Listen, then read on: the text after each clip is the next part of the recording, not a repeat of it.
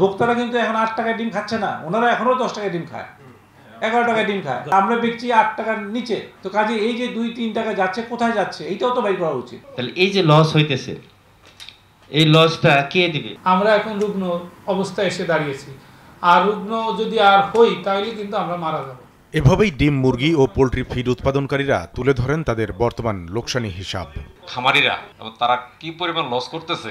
মঙ্গলবার রাজধানীর বাংলা মোটরে Bangladesh poultry industries central council, BPICC ও world poultry science association Bangladesh শাখা ওয়াপসা বিবি আয়োজিত সেমিনারে দাবি করা হয়, প্রতিটি ডিমের উৎপাদন খরচ 10 টাকা 19 পয়সার বিপরীতে গেল 21 দিনে 159 থেকে 206 কোটি টাকা লোকসান গুনেছেন খামারিরা। উৎপাদনকারীরা লোকসানে পড়লেও কমেনি মধ্যস্বত্বভোগীদের লাভের হিসাব। 7.5 টাকায় ডিম বিক্রি করছে ফার্মে, আপনাকে কেন 10.5 টাকায় কিনে খেতে হচ্ছে? তো এটা আমরা বারবার বলছি যে 5 হাত 7 হাত হয়ে আসতেছে, ফার্মার এবং মানে উৎপাদনকারী দুজনই লস করতেছে, তখনও কিন্তু এই গোষ্ঠীর কিন্তু কোনো লস নাই। খামারিদের লোকসান ঠেকাতে ডিম রপ্তানি করতে সরকারকে উদ্যোগ নেওয়ার দাবি জানান ওয়াপসা বাংলাদেশের সভাপতি।